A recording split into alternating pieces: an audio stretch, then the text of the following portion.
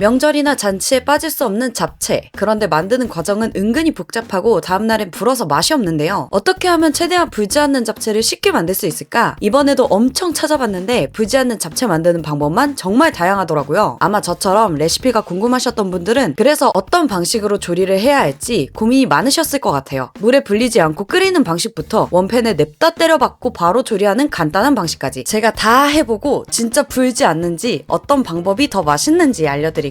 다음날에도 똑같이 맛있는 잡채 먼저 원팬으로 만드는 잡채입니다. 저는 김대슈악 셰프님과 이남자쿵님은 영상을 참고했습니다. 먼저 오늘 준비한 재료들입니다. 조리하는 방법만 다르게 갈 거고요. 저는 오늘 들어가는 재료 양과 소스는 동일한 비율로 갈 겁니다.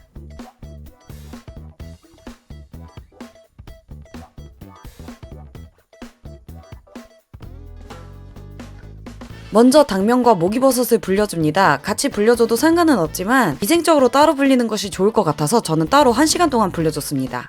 그리고 잡채용 돼지고기를 미리 양념에 재워줄 겁니다. 양조간장 2스푼, 미림 2스푼, 스테비아 1스푼, 다진 마늘 1스푼 넣어주시는데 저는 통마늘 3개 다져서 넣어줬습니다. 마늘은 통마늘을 구비해뒀다가 그때그때 다져서 먹는 게 훨씬 맛있습니다. 저는 이날 마트에서 산 고기 상태가 좋지 않아서 생강가루 한 꼬집을 추가해서 넣어줬습니다. 여기서 고기 맛을 조금 더 좋게 하시고 싶으신 분들은 굴소스 2스푼 넣어주시면 되는데요. 그러면 고기만 먹어도 맛있는 상태가 됩니다.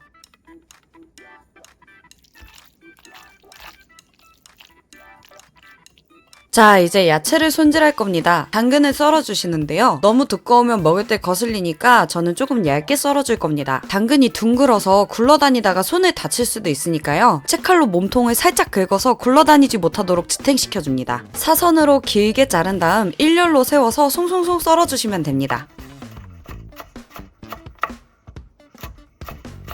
파프리카도 꼭지를 먼저 제거한 다음 돌돌돌돌 굴려가며 씨를 제거해줍니다. 파프리카는 당근보다는 조금 더 두꺼운 두께로 썰어주시면 좋습니다. 파프리카가 아삭아삭하게 씹히면서 그 단물이 팡팡 터지면 잡채가 정말 맛있거든요. 그래서 저는 야채를 아낌없이 잡채에 넣어주는 걸 좋아합니다. 느타리 버섯은 손으로 찢어서 손질해주세요. 양파도 반으로 자른 다음 파프리카와 비슷한 두께로 썰어줍니다.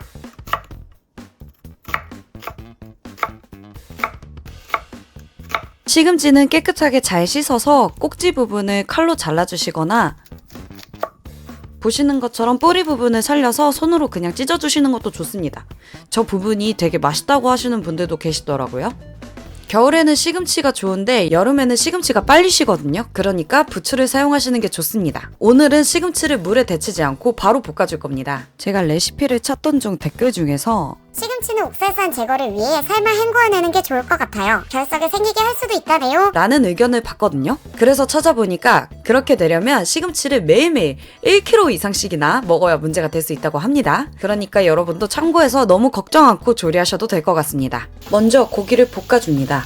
저는 중간에 더 진한 색이 나오면 좋을 것 같아서 제 사랑 노출을 1스푼 추가해줬습니다.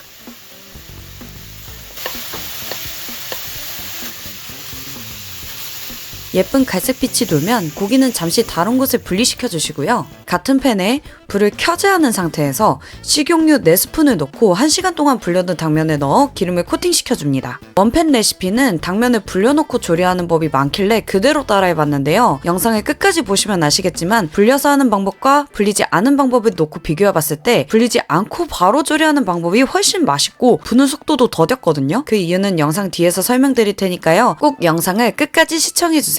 코팅이 어느 정도 되었다면 약불로 올려서 2분 정도 당면을 볶아줍니다. 이놈들이 점점 뭉쳐진다 싶을 때쯤 준비해둔 양념장을 넣어주시는데요. 양조간장 4스푼, 미림 2스푼, 굴소스 2스푼, 스테비아 1스푼 반 넣어줬습니다. 3, 4인분 정도 기준이니까요. 참고하시고 조절해서 넣어주세요. 양념을 넣었으면 센 불로 바꿔주시고 고기와 함께 볶아줍니다.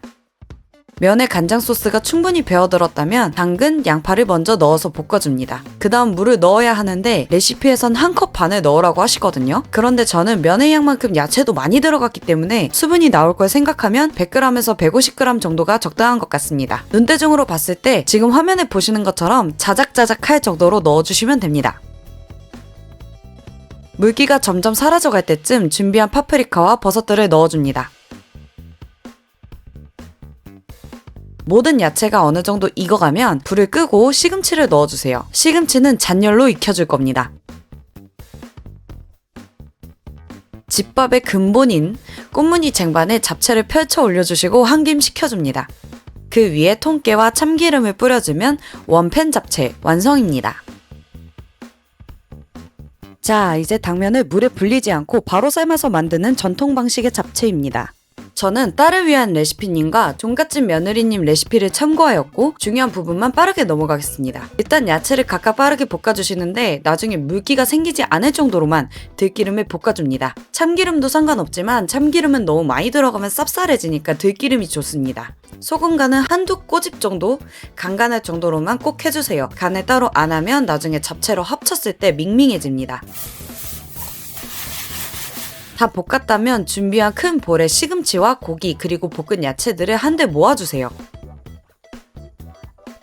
저는 같은 후라이팬에 물을 끓이고 불리지 않은 생당면을 넣어줬습니다. 지금부터 중요한 꿀팁들이 나오니 꼭 시청해주세요. 집에 화력이 약한 분들은 9분, 화력이 강한 분들은 8분 정도 삶아줍니다. 저도 8분 삶아줬고요. 다 삶은 면은 건져서 찬물에 2번 이상 박박 닦아 전분기를 없애줍니다. 불을 끈 상태에서 면을 후라이팬에 올리고 동일하게 간장 4스푼, 미림 2스푼, 굴소스 2스푼, 스테비아 1스푼 반과 식용유 4스푼을 넣어줬습니다. 양념과 면을 잘 섞어주시고 강불로 올려줍니다. 여기서 중요한 점은 이 면들이 떡처럼 완전히 뭉쳐질 때까지 둔다는 겁니다. 중약불로 줄여주시고 면이 후라이팬에 들러붙고 물기가 완전 없다 싶을 때 한 가닥 집어서 익힘 정도를 확인합니다. 제일 중요한 거 이겁니다. 면이 소스를 다 빨아들이고 후라이팬에 물기가 안 보여야 합니다. 타닥타닥하면서 빗방울이 튀기는 것 같은 소리가 날 때까지 충분히 당면을 볶아주셔야 합니다.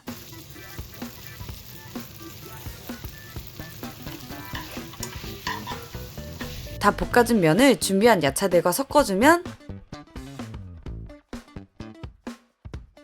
완성입니다.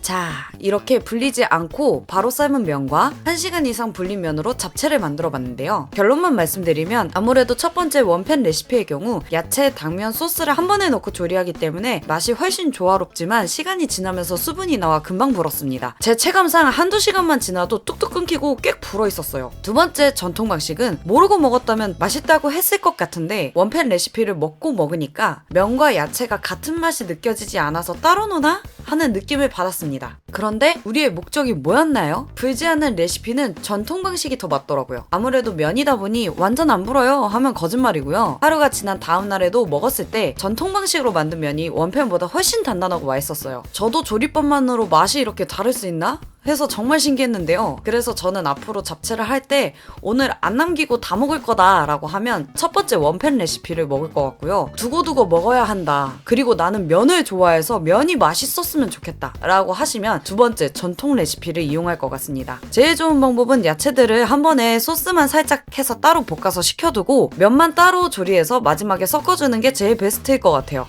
그러니까 첫 번째 방법, 두 번째 방법을 혼합을 하는 거죠. 곧 설이 다가오는데 오늘 올린 잡채 레시피 도움이 되셨으면 좋겠고요. 모두들 오늘도 즐거운 저녁 식사 하셨으면 좋겠습니다. 다음 영상도 유익한 영상으로 돌아오겠습니다. 안녕!